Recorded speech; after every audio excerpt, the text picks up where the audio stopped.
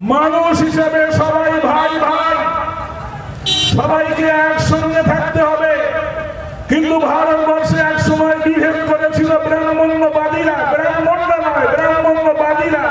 ইসলাম যে ঐক্যের পথ দেখিয়েছে ১৫০০ বছর আগে নবী মুহাম্মদ সাল্লাল্লাহু আলাইহি ওয়াসাল্লাম মানুষকে ডেকেছিলেন, ইয়া আহলাল কিতাব তাআলাউ ইলা কালিমাতিন সাওয়াইন বাইনানা ওয়া বাইনাকুম আল্লা না'বুদা ইল্লাল্লাহ।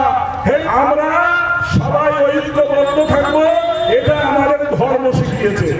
কোরআন হাদিস যদি এক হয়, আমার আল্লাহ যদি এক হয়, আমার নবী যদি এক হয়, আমার ঈমান যদি এক হয়, আমরা আলাদা হতে পারি না, পারি না, পারি না।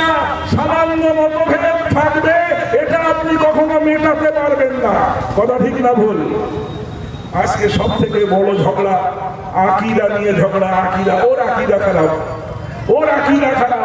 আরে ওদের সঙ্গে আমাদের সম্পর্ক থাকবে না। তোমার পায়ে তুমি কুলুন মারছো, তুমি নিজের সর্বনাশ দেখে আনছো। আকীদা তুমি দোষটা কি? আকীদা খায় না রাখে, সেটা নিয়ে মুসলমানদের মধ্যে আজকে ডিভাইড করে, মুসলমানদেরকে আজকে ভাগ ভাগ করে আজকে মুসলমানদের সর্বনাশ করছে। আমার মতো আপনার মতো কিছু আলেম, কথা ঠিক বললাম? আমি আত্মসমালোচনা করতে লজ্জা পাই না, আমি আত্মসমালোচনা করি। আমাদের মতো নামধারী কিছু আলেম মুসলমানদের মধ্যে বিভেদ তৈরি করছে আকীদা নিয়ে, আকীদা নিয়ে। আমি ভালো করে আপনাদেরকে আকীদা বুঝিয়ে দিয়ে যাব। আকীদা কাকে বলে? মূল বিশ্বাস, যে বিশ্বাসগুলো না থাকলে আপনি মুমিন বলে, মুসলমান বলে, ঈমানদার বলে দাবি করতে পারবেন না, সেই বিশ্বাসগুলোর নাম হচ্ছে আকীদা। কিয়াম করা কোনো আকীদার বিষয় না, গোল টুপি পরা আকীদার বিষয় না, লম্বা জামা পরা কোনো আকীদার বিষয় না, সালাম কিয়াম করা, আখিরুল জোহরের নামাজ পড়া, এগুলো আকীদার বিষয় না। এগুলো হচ্ছে মাসলা মাসাইল। ইমাম আবু হানিফাকে আমরা সবাই মানি না, মানি না? ইমাম আবু হানিফার ছাত্র দুজন নাম মনে রাখবেন, ইমাম আবু ইউসুফ, ইমাম মুহাম্মদ। ইমাম আবু হানিফার এত ভুল ধরেছে, অন্য কোন জামাতের লোকেরা এত ভুল ধরেনি। তারা কি ওকে হানাফি থেকে বাদ দেবেন? আসসালামু আলাইকুম ওয়া রাহমাতুল্লাহি ওয়া বারাকাতুহু। আলহামদুলিল্লাহি রাব্বিল আলামিন, والصلاة والسلام على رسوله الكريم، أما بعد. بسم الله الرحمن الرحيم. قل يا أهل الكتاب تعالوا إلى كلمة سواء بيننا وبينكم ألا نعبد إلا الله.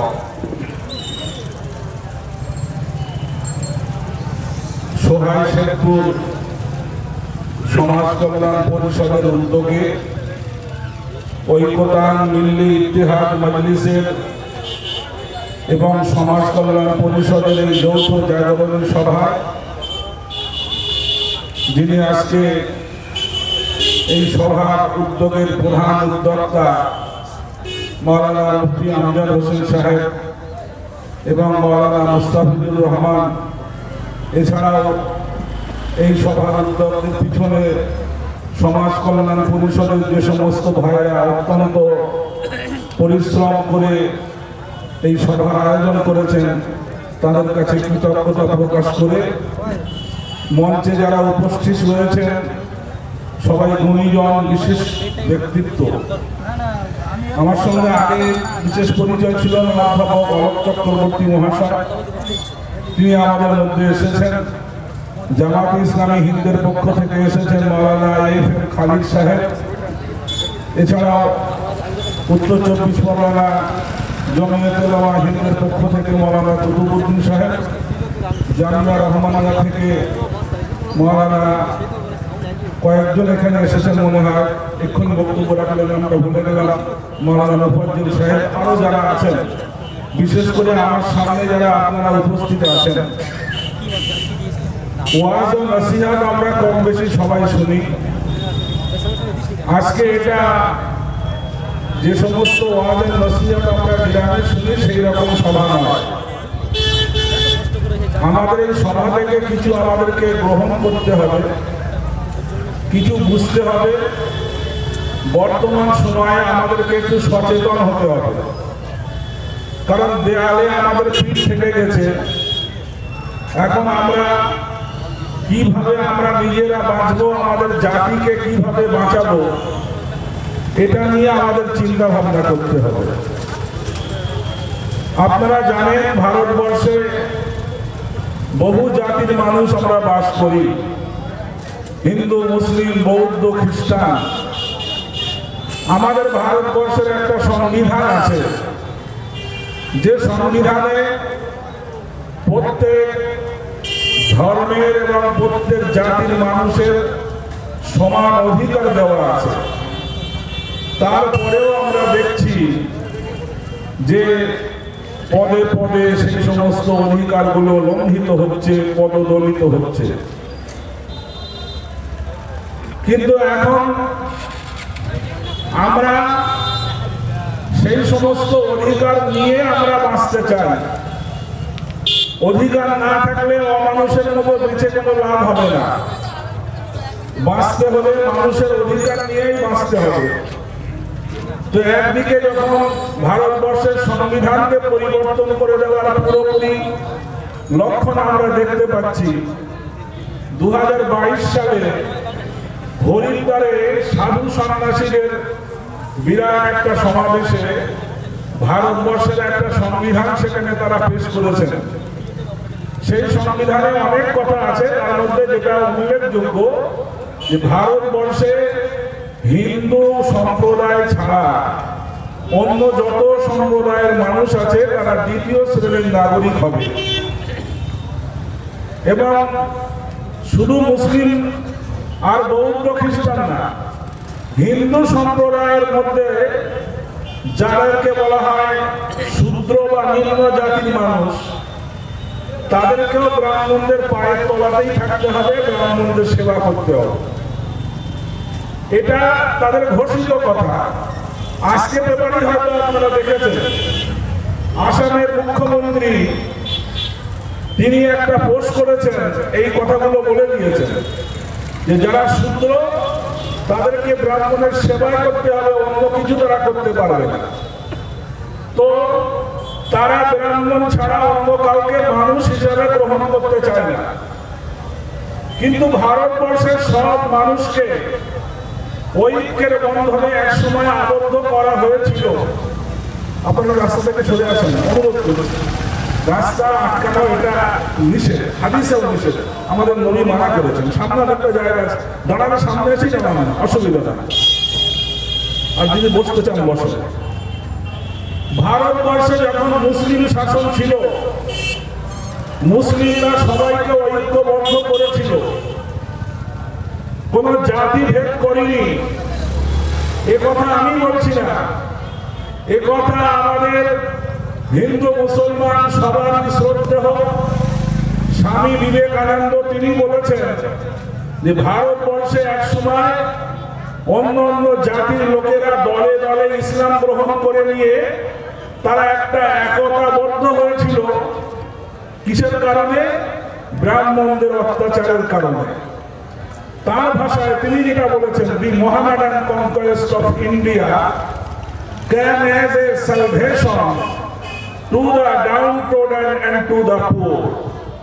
That is why 1/5 of our people have become Mohammedans. It was not the sword that did it. Swami Vivekananda তার যে বাণী ও রচনা, তার ইংরেজি ভাষা সিলেকশন ফ্রম স্বামী বিবেকানন্দ, সেই বইটাতে আপনি এই কথাগুলো পাবেন। স্বামীজি বলছে আমাদের দেশে অন্যান্য নিম্নবর্ণের মানুষদের কোনো অধিকার ছিল না, কারণ বেদে বলা আছে মানুষ 4 রকম ভাবে সৃষ্টি হয়েছে। ব্রাহ্মণ হস্য মুখ মাসিক বাহুরা জন্য কৃত উরু তদস্য জগবৈশ্য পদভাং শূদ্র অজায়ত। এটা বেদের কথা। ব্রাহ্মণ ভগবানের মুখ থেকে সৃষ্টি হয়েছে, ব্রহ্মার মুখ থেকে সৃষ্টি হয়েছে। আর মাসিক বাহু রাজন্য কৃত ক্ষত্রিয় যারা, তারা ব্রহ্মার বাহু থেকে সৃষ্টি হয়েছে।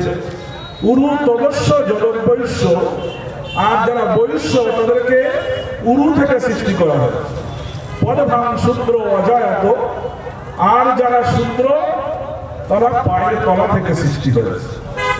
তাহলে বোঝা গেল সৃষ্টি 4 রকম ভাবে হওয়ার কারণে তারা মানুষ হিসাবে মানুষ, দেখতে হয়তো মানুষের মতো, সবারই হাত আছে, পা আছে, চোখ আছে, কান আছে, মাথা আছে, কিন্তু মানুষ হিসাবে সবাই সমান না।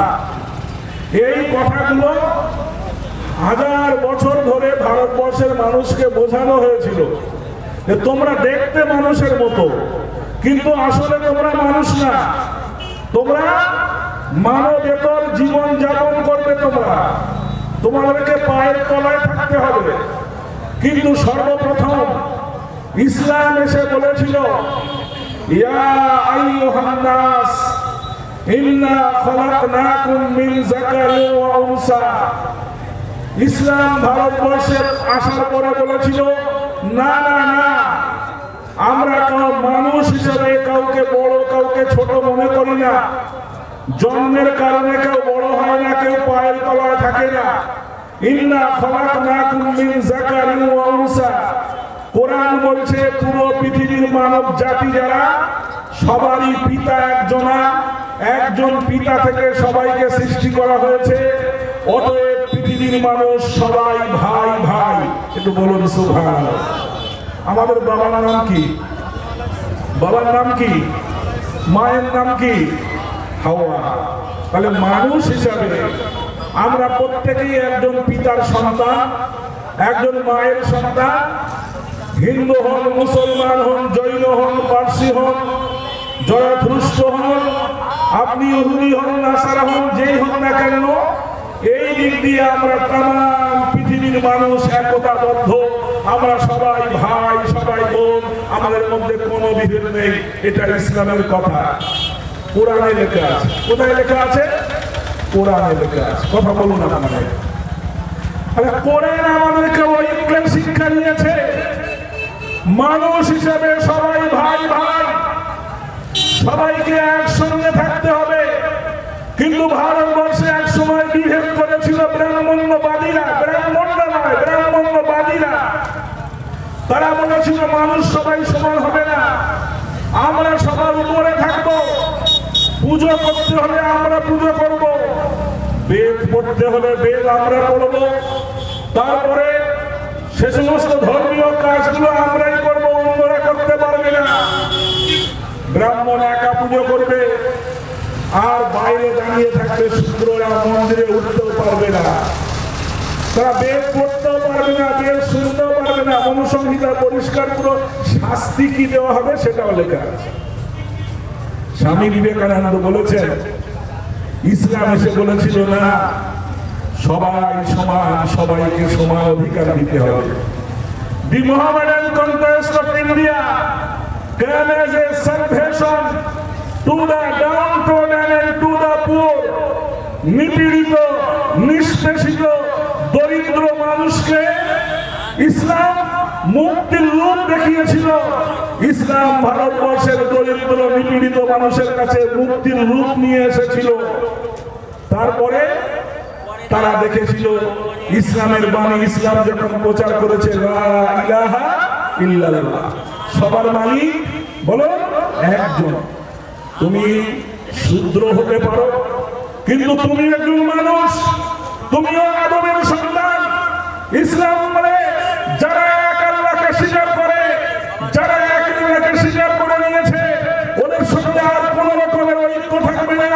মসজিদে যদি যায়, আজকে এখানে জুতো সেলাই করছে, আজকে এখানে জুতো পালিশ করছে কোন দাস, যার নাম হচ্ছে নগেন দাস, খগেন দাস, সে যদি এই জায়গায় জুতো সেলাই করে আর তারপরে যদি বলে নেয় লা ইলাহা ইল্লাল্লাহ মুহাম্মাদুর রাসূলুল্লাহ, মসজিদে যাবে, মসজিদের প্রথম কাতারে নামাজ পড়বে, যোগ্যতা যদি অর্জন করে মসজিদের ইমামও হবে, তাকে কেউ বাধা দিতে পারবে না। ইসলাম এই ঐক্য শিখিয়েছে। ইসলাম বলেছে সবাইকে সমান অধিকার দেওয়া, সবাইকে সমান অধিকার দিয়ে ইসলাম যে ঐক্যের পথ দেখিয়েছে, 1500 বছর আগে নবী মুহাম্মদ সাল্লাল্লাহু আলাইহি ওয়াসাল্লাম মানুষকে ডেকেছিলেন, ইয়া আহলাল কিতাব তাআলাউ ইলা কালিমাতিন সাওয়াইন বাইনানা ওয়া বাইনাকুম আল্লা না'বুদা ইল্লাল্লাহ। হে ইহুদি, হে খ্রিস্টান, তোমরা আলাদা না, আমরাও আলাদা না, কিছু মতভেদ তোমাদের সঙ্গে আছে, তোমাদের কিছু আলাদা বক্তব্য আছে, আমাদেরও কিছু আলাদা বক্তব্য আছে, কিন্তু জেনে রেখে নাও, আমরা ওই সমস্ত আলাদা দিকগুলো লক্ষ্য করবো না। যেখানে আমাদের মিল আছে, মিলন যেখানে আছে, সেখানে আমরা মিল মহব্বত নিয়ে একে অপরের পাশে দাঁড়াবো। তোমাদের ধর্মেও বলা হয় এক আল্লাহর কথা, যদিও তারা তৃত্ববাদের কথা বলে, তারা বলে যে গড একজন, গডের পুত্র একজন, আবার পবিত্র আত্মা একজন, তিনে মিলে এক। কিভাবে যে তিনে মিলে এক হয় আজ পর্যন্ত ব্যাখ্যাটা কেউ দিতেও পারলো না। তো যাই হোক, তাদের ধর্ম কিন্তু বলা হয়েছে লা ইলাহা ইল্লাল্লাহ, মূল আল্লাহ একজন। আমাদের হিন্দু ভাইদের মূল ধর্মগ্রন্থ বেদ, সেখানেও বলা হচ্ছে একম ব্রহ্ম দ্বিতীয়া একজন। রাজা রামমোহন রায় তার তহফতুল মুওয়াহিদিন কিতাবের ভিতরে তিনি প্রমাণ করেছিলেন কোরআনের সূরা ইখলাস আর আপনার কিনা ঋগ্বেদের একটা শ্লোক, যেখানে বলা হয়েছে একম ব্রহ্ম দ্বিতীয়া নাস্তি নাহি না নাস্তি কিঞ্চন। আর কোরআন বলছে লাম ইয়ালিদ ওয়া লাম ইউলাদ ওয়া লাম ইয়াকুল লাহু কুফুয়ান আহাদ। এই কথাগুলো এত মিল, ধর্মে ধর্মে এত মিল রয়েছে। মূল জায়গায় যদি আমরা দেখি বিভেদ নেই, আমাদের মিলনটাই বেশি আছে। তাহলে ভারতবর্ষের মানুষ হিসাবে আমরা সবাই ঐক্যবদ্ধ থাকবো, এটা আমাদের ধর্ম শিখিয়েছে। কথা ঠিক? এটা একটা দিক। আমরা যে ঐক্যের কথা বলতে এসেছি, আমরা যে সংগঠনটা তৈরি করেছি ঐক্যতান মিল্লি ইত্তেহাদ মজলিস, আমাদের দুটো দিক। একটা হচ্ছে জাতিতে জাতিতে ঐক্য, হিন্দু মুসলমানের ঐক্য, হিন্দু খ্রিস্টানের ঐক্য, মুসলিম খ্রিস্টানের ঐক্য। ভারতবাসী হিসাবে আমরা একই সংবিধান মেনে চলি, ভারতবর্ষের সমস্ত মানুষ এক। ভারতবাসী হিসাবে আমরা ঐক্যবদ্ধ হয়ে থাকবো। চান না চান না? একটু হাত তুলে বলেন চান না চান না? কিন্তু বিভেদ আমাদেরকে তৈরি করে দেওয়া হচ্ছে। আগামী 24 সাল আসছে, বিভেদ না করলে ওরা ক্ষমতায় আসতে পারবে না। হিন্দু মুসলমান আলাদা, আবার হিন্দুদের মধ্যে আবার কাস্ট আলাদা করে বিভিন্ন ভাবে বিভেদ করে তারা ক্ষমতায় থাকবে যে কোনো উপায়ে। এটা করা না করলে ওরা ক্ষমতায় থাকতে পারবে না। কিন্তু এই বিভেদের প্রাচীর আমরা দূর করতে চাই না চাই না? হাত তুলে বলেন চাই? এটা একটা দিক গেল। এটা গেল আমার ধর্মের, অন্য ধর্মের মানুষদের সামনে আমরা ভাই ভাই হিসেবে থাকবো, এই ইসলাম ঐক্য চায়। দ্বিতীয় কথা হচ্ছে আমাদের নিজেদের ভিতরে। আমি বেশি দূরের কথা গিয়ে লাভ নেই, সোহাগ অঞ্চলের কথা বলি। আপনারা সবাই এখানে যারা এখানে বিশেষ করে মুসলিম 2-4 জন ছাড়া সবাই মুসলিম, তাই তো? অধিকাংশ মানুষ আমরা ফুলফুলা সিলসিলা মানি, বলেন হ্যাঁ কেন? তারপরে আছে এখানে তবলিগ জামাতের অনুসারী, তবলিগ জামাতকে মেনে চলে অনেকে। কিছু ভাই আছেন আহলে হাদিসের ভাই, তারা আহলে হাদিস তাদের সংগঠনের নাম জামাতের নাম। আবার আমাদের কিছু এলাকায় সংগঠন আছে, কোনটার নাম হচ্ছে জমিয়তে উলামায়ে হিন্দ, কোনটার নাম হচ্ছে জমিয়তে উলামা বাংলা, জমিয়তে আহলে হাদিস, তারপরে সুন্নাতুল জামাত, আহলে সুন্নাতুল জামাত, সব নাম আছে না? এসব আছে। আচ্ছা, এইসব নামগুলো আছে। ফুরফুরা শরীফের মসজিদে আপনারা নামাজ পড়েছেন নিশ্চয়, অনেকে গেছেন। আবার তবলিগ যেখানে হয় বেলেঘাটায় কাছাকাছি বেনাপুরে তবলিগের মার্কাজ আছে না? আচ্ছা, গিয়ে দেখেছেন কি ওই মসজিদের ভিতরে যে কোরআন আছে, বেনাপুরের মসজিদের কোরআন কি আলাদা না? একটু কথা বলেন আপনারা, একই কোরআন। আচ্ছা, ওদের তবলিগ মাদ্রাসায় যে সমস্ত হাদিস পড়ানো হয় আর ফুরফুরার মাদ্রাসায় যে সমস্ত হাদিস পড়ানো হয় এক না আলাদা? আহলে হাদিসদের মাদ্রাসায় যে সমস্ত হাদিস পড়ানো হয় এক না আলাদা?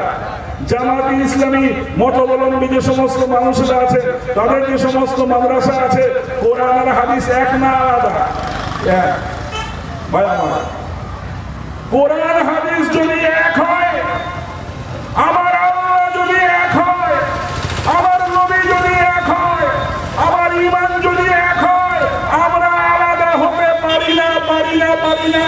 সামান্য মতভেদ থাকবে, এটা আপনি কখনো মেটাতে পারবেন না। কথা ঠিক না ভুল? আজকে সব থেকে বড় ঝগড়া আকীদা নিয়ে ঝগড়া। ওর আকীদা খারাপ। আরে ওদের সঙ্গে আমাদের সম্পর্ক থাকবে না। তোমার পায়ে তুমি কুলুর মারছো, তুমি নিজের সর্বনাশ দেখে আনছো। আকীদার তুমি দোষটা কি? আকীদা খায় না রাখে, সেটা নিয়ে মুসলমানদের মধ্যে আজকে ডিভাইড করে, মুসলমানদেরকে আজকে ভাগ করে আজকে মুসলমানদের সর্বনাশ করছে। আমার মতো আপনার মতো কিছু আলেম, কথা ঠিক বললাম? আমি আত্মসমালোচনা করতে লজ্জা পাই না, আমি আত্মসমালোচনা করি। আমাদের মতো নামধারী কিছু আলেম মুসলমানদের মধ্যে বিভেদ তৈরি করছে আকীদা নিয়ে। আমি ভালো করে আপনাদেরকে আকীদা বুঝিয়ে দিয়ে যাব। আকীদা কাকে বলে?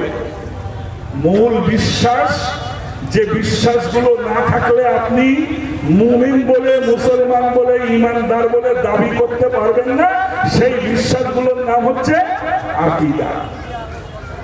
কিয়াম করা কোনো আকীদার বিষয় না, গোল টুপি পরা আকীদার বিষয় না, লম্বা জামা পরা কোনো আকীদার বিষয় না, সালাম কিয়াম করা, আখিরুল জোহরের নামাজ পড়া, এগুলো আকীদার বিষয় না। এগুলো হচ্ছে মাসলা মাসাইল। ইমাম আবু হানিফাকে আমরা সবাই মানি না। ইমাম আবু হানিফার ছাত্র দুজন নাম মনে রাখবেন, ইমাম আবু ইউসুফ, ইমাম মুহাম্মদ। ইমাম আবু হানিফার এত ভুল ধরেছে, অন্য কোন জামাতের লোকেরা এত ভুল ধরেনি। তারা কি ওকে হানাফি থেকে বাদ দেবেন? বলেন আপনারা? ইমাম আবু হানিফার সব থেকে বেশি ভুল ধরেছে তার দুজন ছাত্র, ইমাম আবু ইউসুফ, ইমাম মুহাম্মদ। অথচ তারা হচ্ছে হানাফি মাযহাবের সব থেকে বড় ইমাম, তাদের ফতোয়াগুলো বেশি মানা হবে। তাহলে বোঝা গেল মতভেদ ফতোয়ায় থাকবে। কি বলেন? মসলা মসাইলে মতভেদ থাকবে, আকীদায় মতভেদ থাকবে না। আকীদা আপনারা ছোটবেলায় মক্তবে শিখেছেন, ওটাই আকীদা। 7টা জিনিসকে বিশ্বাস করলে সে মুমিন হবে, ওই জায়গায় আর কিছু করতে পারবেন না। আর কিছু বিশ্বাস করলো কি না করলো কিচ্ছু যায় আসে না, ও মুমিন থাকবে। ওকে মুমিন থেকে বাদ কেউ দিতে পারবে না। কাফের বলে ফতোয়া যদি কেউ দেয়, সে নিজে কাফের হবে, ওই মুসলমান কিন্তু মুসলমান থেকে যাবে। কি 7টা জিনিসের কথা ইমানে মুফাসসির বলেছেন না বলেননি?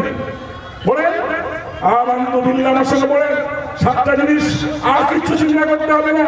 আমানতু বিল্লাহি ওয়া মালাইকাতিহি ওয়া কুতুবিহি ওয়া রুসুলিহি ওয়াল ইয়াউমিল আখিরি ওয়াল কদরি খাইরিহি ওয়া শাররিহি মিনাল্লাহি তাআলা আল বাসি বাদাল মাউত। এই বিশ্বাস নেই কার? আল্লাহর প্রতি আমরা ঈমান এনেছি, আমানতু বিল্লাহ ও মালাইকাতিহি, তার ফেরেশতাদের প্রতি ঈমান এনেছি, ও কুতুবিহি, শুধু কোরআন নয়, আল্লাহ তাআলা আমাদেরকে এমন একটা উদার জাতি বানিয়েছে, মুসলমানদেরকে আল্লাহ বলে দিয়েছে লা তুফাররিকু বাইনা আহাদিন মির রুসুলি। শুধু নবী মুহাম্মদ নয়, মুহাম্মদুর রাসূলুল্লাহ পৃথিবীতে আসার আগে যত নবী এসেছিল তাদের কাছে যে সমস্ত কিতাব পাঠানো হয়েছিল, সব কিতাবগুলোকে বিশ্বাস করতে হবে, তবে মুসলমান হওয়া যাবে। বলুন সুবহানাল্লাহ। তাহলে আমরা কি শুধু কোরআন মানি? কথা বলো। আমরা ইনজিল মানি, আমরা তাওরাত মানি, আমরা জাবুর মানি। 114টা কিতাব যেটা আল্লাহ নাযিল করেছেন সবগুলো আমরা মানি। ও কুতুবিহি ও রুসুলিহি, শুধু আমরা নবীকে মানি না। কোন নবী? শুধু নবী মুহাম্মদ না, রসুল বহু বচন। আমরা সমস্ত রসুলকে মানি, না মানলে মুসলমান থাকবো না। আমরা যীশু খ্রিস্টকে মানি, আমরা মোজেস মুসাকে মানি। খ্রিস্টান ভাইরা বলে আমরা যীশু খ্রিস্ট ছাড়া কাউকে মানি না। ইহুদিরা বলে আমরা মোজেস মুসা ছাড়া কাউকে মানি না। আর আমরা বলি আমরা সেই জাতি, আমরা মুসলমান, আমরা মুহাম্মদকেও মানি, আমরা মোজেসকেও মানি, আমরা জিসাস ক্রাইস্টকেও মানি, আমরা লক্ষ লক্ষ রসুলকে মানি। জোরে বলুন সুবহানাল্লাহ। এত উদারতার শিক্ষা ইসলাম দিয়েছে। তাহলে আল্লাহ হলো, ফেরেশতা হলো, কিতাব হলো, রসুল হলো, ওয়াল ইয়াউমিল আখির, আর আখিরাতের দিন। এই জীবনের পরে আর একটা জীবন আছে, সেটা বিশ্বাস করতে হবে। তকদির বলে একটা জিনিস আছে, ভাগ্য, ভাগ্যের ভালো আর মন্দ, সেটা সবই আপনাকে বিশ্বাস করতে হবে।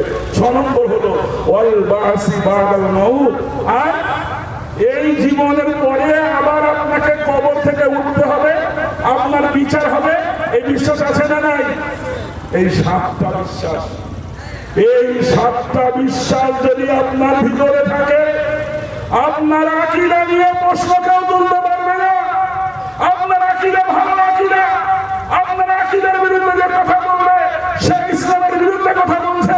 রাসূল বলেছে এই 7টা জিনিস যে মেনে নিল, তারপরে আর দুটো কথা রাসূল বলছেন অন্য হাদিসে, মান সাল্লা সালাতানা ওয়াস্তাকবালা কিবলাতানা ওয়া আকালা যাবিহাতানা ফাযালিকাল মুসলিম। রাসূল বলছেন শোনো, যে কিনা আমার মতো করে, আমাদের মতো করে নামাজ পড়ে, আমার কেবলা কাবাকে কেবলা বলে মানে, ওয়া আকালা যাবিহাতানা, মুসলমান যদি কিছু জবাই করে সেই পশুর মাংস খাওয়াকে হালাল বলে মনে করে, যদি এই কাজগুলো করে, আল্লাহর নবী বলছেন সে মুসলমান। আর ওই 7টা বিশ্বাস যদি থাকে, অবশ্যই সে মুসলমান। তার আকীদা নিয়ে প্রশ্ন করে তাকে কাফের বলা, তার বিরুদ্ধে হাজারটা ফতোয়া দেওয়া, এই সবগুলো চলতে পারে না। এগুলো আমাদের সমাজকে ধ্বংস করা ছাড়া অন্য কিছু না। ভালো করে বুঝে নেবেন, এই জিনিসগুলো মাথায় রাখতে হবে। প্রত্যেকেরই উদ্দেশ্য হচ্ছে আমরা আসলটাকে মানব। আপনি দেখবেন আজকে তো সোশ্যাল মিডিয়ায় মাশাআল্লাহ সব ঝগড়া। কি ঝগড়া? না কে আসল হাদিস মানছে আর কে আসলটা মানছে না। সবাই কিন্তু হাদিসের কথা বলছে, সবাই কিন্তু খাঁটিটা মানতে চায়। এই খাঁটিটা মানতে গিয়ে ব্যাখ্যার মধ্যে হাজার রকম পার্থক্য। এটা ছিল, কিয়ামত পর্যন্ত থাকবে। এই ব্যাখ্যা আপনি পরিবর্তন, আপনি নিজের মতো আপনি ব্যাখ্যা করতে পারেন, কিন্তু মূল জায়গায় কিন্তু ব্যাখ্যা এক না। আল্লাহর নবী কখনো কখনো হাতটা উঁচু করে বারবার নামাজ পড়েছেন, যাকে বলা হয় রফে আদায়ী। আবার কখনো প্রথমে একবার রফে আদায়ী করেছেন, আমরা হানাফিরা যেটা করি। কিন্তু সেটা নিয়ে এবারে আমরা ঝগড়া লাগিয়ে দিয়েছি, সেটা নিয়ে আমরা ঝগড়া লাগিয়ে দিয়েছি। ওরা মুসলমান না, ওরা নামাজ আমাদের মতো পড়ে না, ওরা হাদিস মানে না। আবার এমনি ভাবে ওরা এটা করে, তাহলে ওদের সঙ্গে আমাদের সম্পর্ক থাকবে না। মুসলমান কখনো এই ধরনের কথা বলতে পারে না। বললে হাদিসের বিরুদ্ধে যাচ্ছে তোমার কথা, তোমার নবীর বিরুদ্ধে যাচ্ছে।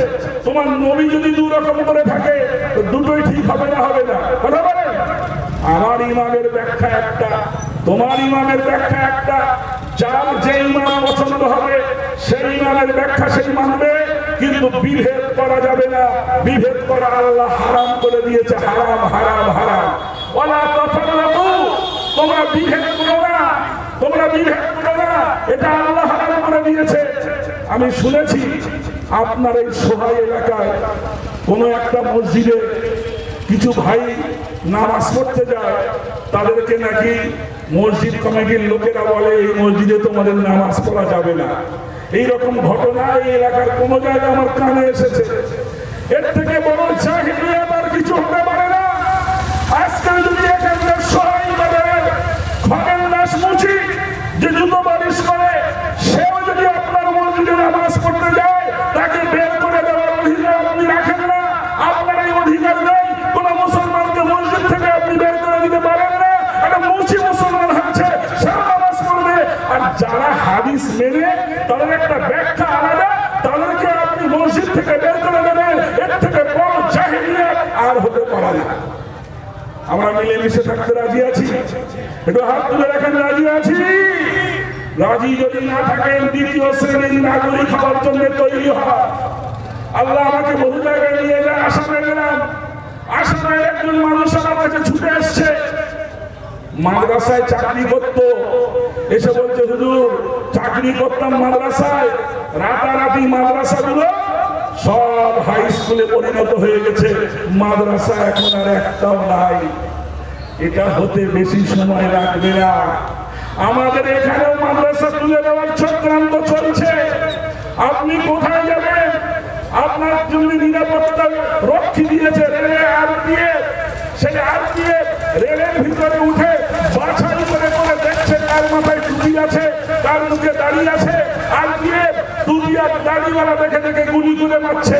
খবরে পড়েছেন না পড়েননি ভাই আমার? তাহলে এই জিনিসটা আরো বাড়বে যত আমাদের বিভেদ বাড়বে। আমরা যেমন মুসলমানের বিভেদ কমাতে চাই, আল্লাহর নবী আমাদেরকে বলে দিয়েছে তোমার সঙ্গে মতের মিলুক কিংবা না মিলুক, মতের সঙ্গে মিল থাকা না থাকা, তুমি যদি জানো ও মানুষটা মুসলমান, ও কান্না করেছে, তাকে অবশ্যই ভালোবাসতে হবে, নইলে তুমি জান্নাতে যেতে পারবে না। এত বড় কথা রাসূল বলেছে। হাদিসটা শুনে না, তবে বিশ্বাসটা বেশি হবে। লা তাদখুলুল জান্নাতা হাত্তা তুমিনু, ততক্ষণ পর্যন্ত তোমরা জান্নাতে যেতে পারবে না যতক্ষণ না পর্যন্ত তোমরা মুমিন হবে। ওয়ালা তুমিনু হাত্তা তাহাব্বু, আর যতক্ষণ পর্যন্ত একজন মুমিন হয়ে আরেকজন মুমিনকে ভালোবাসতে না পারবে ততক্ষণ পর্যন্ত তুমি মুমিন হতেই পারবে না। তাহলে মত শুধু আলাদা, এটা মশলা আলাদা, তার জন্য তোকে আমি পার করে দেব, এটা কখনো হতে পারে না। মুসলমানকে ভালোবাসতে হবে, তবে আমি মুমিন হতে পারবো। আর মুমিন না হলে যে জান্নাতের জন্য এত কিছু আমরা করছি, এই জীবনের পরে সবাই জান্নাত চাই না চাই না? একটু কথা বলেন, চাই না চাই না? যদি চাই মুসলমান ভাই ভেদাভেদ করা যাবে না, যাবে না, যাবে না।